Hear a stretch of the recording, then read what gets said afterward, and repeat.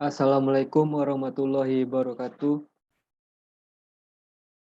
Kami dari kelompok 10 yang beranggotakan Hartati Fismawati, Ekvan Fauzi, Alfredo Suryakusuma, dan Yusvita Malia. Di sini kami ingin mempresentasikan kasus terkait JetBlue Airways IPO valuation yang akan dijelaskan oleh Ekvan Fauzi. Baik, di sini saya ingin menjelaskan tentang latar belakang perusahaan JetBlue Airlines. Nah, perusahaan JetBlue Airlines sendiri merupakan salah satu maskapai penerbangan low cost carrier yang sukses di Amerika Serikat. Perusahaan yang dirintis pada tahun 2000 dengan idealisme untuk memperbaiki segala kekurangan dunia penerbangan yang ada tersebut, sukses merevolusi dunia penerbangan dengan memberikan layanan yang efektif, efisien, murah namun tetap berkualitas. Berkat kinerja perusahaan yang istimewa tersebut, JetBlue berhasil bertahan dan bahkan meraih kesuksesan di tengah gejolak yang menerpa bisnis penerbangan di tahun 2001 pasca insiden dan perang melawan terorisme yang menyusul setelahnya. Pada tahun 2002, JetBlue yang telah tumbuh semakin besar berupaya melakukan ekspansi bisnis dan berencana melakukan IPO sebagai langkah pendanaannya.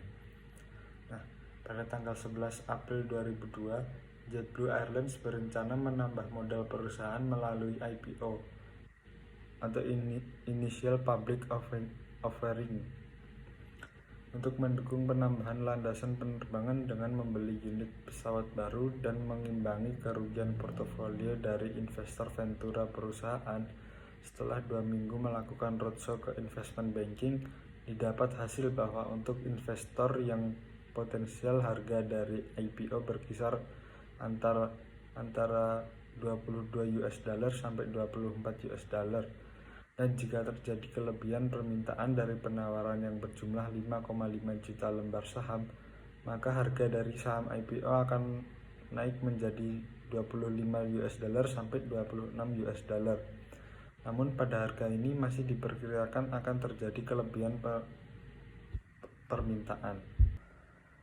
Nah, dalam merealisasikan IPO biasanya membutuhkan waktu sampai 3 bulan. Pada tahap pertama, perusahaan melengkapi persyaratan seperti membuat bisnis plan, kualifikasi manajemen, menentukan outside board of director, mempersiapkan laporan keuangan, dan lain sebagainya. Selanjutnya dilakukan pertemuan dengan manajemen perusahaan, penjamin emisi, akuntan, dan legal counsel untuk mendesain perencanaan proses dan pencapaian persetujuan dalam waktu tertentu. Setelah emisi menyiapkan letter of intent, SEC memproses kelayakan dari perencanaan IPO perusahaan.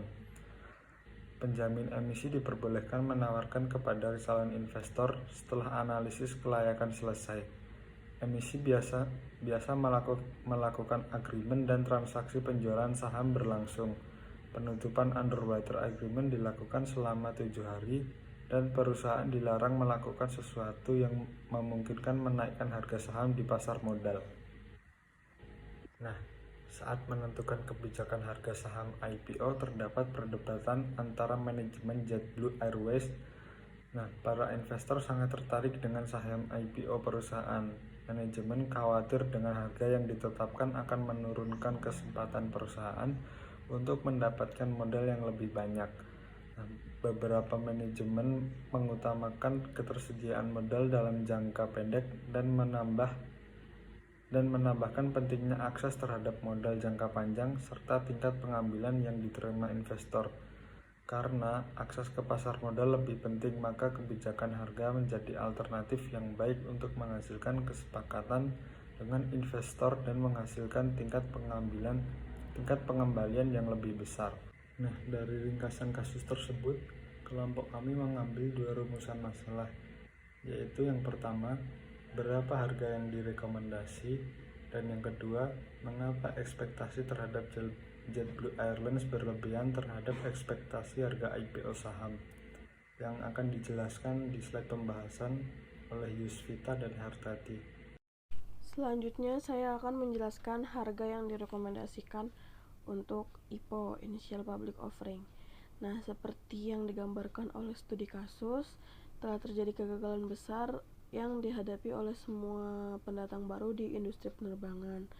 Hal ini terlihat dari 87 kegagalan maskapai baru selama 20 tahun terakhir.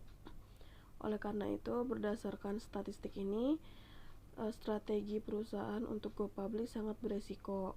Disebutkan oleh Morgan Stanley bahwa kesepakatan itu digembar-gemborkan oleh investor, dan Morgan Stanley juga merasa bahwa permintaan melebihi penawaran terlalu dibesar-besarkan. Oleh karena itu, berdasarkan analisis perbandingan kelipatan, nilai median rata-rata dari kelipatan pesaing terdekat Airblue dan nilai yang dihitung dengan analisis arus kas yang didiskontokan, harga yang paling direkomendasikan untuk IPO baru harus berada di kisaran $25 hingga $30 per saham. Untuk merekomendasikan harga tunggal, perusahaan harus menetapkan harga IPO $25 per saham berdasarkan analisis yang dilakukan, yang telah menghitung harga saham sekitar $25 hingga $30 per saham, kecuali metode discounted cash flow yang memberikan harga penawaran yang lebih optimis untuk IPO yang baru ini. Di sini saya akan membahas rumusan masalah yang kedua, yaitu mengapa ekspektasi terhadap JetBlue Airways berlebihan terhadap ekspektasi harga IPO saham. Karena dengan menawarkan harga saham di bawah harga yang diharapkan, untuk saham baru memiliki keunggulan dan kekurangannya masing-masing. Perusahaan akan memiliki keuntungan yang jelas jika perusahaan go public dengan harga penawaran $25 per saham. Harga ini telah diperkirakan berdasarkan berbagai metode yang merupakan harga IPO terbaik dengan melihat skenario industri penerbangan dan kinerja perusahaan. Perusahaan akan meningkatkan ekuitas dan hutang perusahaan dapat dengan mudah dilunasi. Pemberi pinjaman perusahaan akan dengan senang hati meminjamkan hutang dalam jumlah yang besar di masa depan ketika perusahaan go public. Terlepas dari ini, perusahaan akan memiliki semua keuntungan relatif dari go public. Di sisi lain, kerugian pertama dan utama bagi perusahaan untuk go public pada harga ini adalah bahwa beban biaya penjamin emisi mungkin signifikan bagi perusahaan dan biaya IPO mungkin tinggi bagi perusahaan.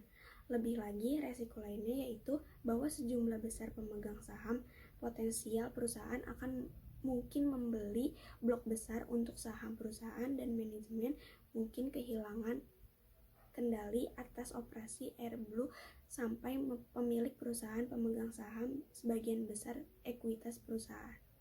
Berdasarkan analisa yang dilakukan, maka dapat disimpulkan bahwa besaran nilai IPO untuk JetBlue ini disarankan di kisaran $25–30 per lembar saham untuk mengakomodasi tetap tingginya permintaan pasar di tengah kondisi ekonomi yang kurang baik.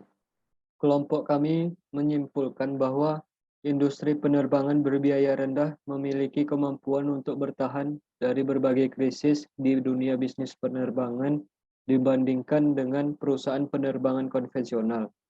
Hal ini dikarenakan mayoritas armadanya itu berfokus pada operasi domestik dan jarak dekat, serta adanya kebutuhan transportasi yang cepat dan murah membutuhkan penerbangan menjadi pilihan utama dibandingkan transportasi lain. Ada beberapa faktor yang berpotensi mempengaruhi harga saat JetBlue melakukan IPO, yaitu pertama, perkembangan ekonomi di Amerika tahun 2000 sampai 2002 yang cenderung melambat, dan yang kedua, bisnis penerbangan yang masih belum stabil. Sekian dari presentasi kelompok kami. Jika ada kurang dan salah, mohon dimaafkan. Assalamualaikum warahmatullahi wabarakatuh.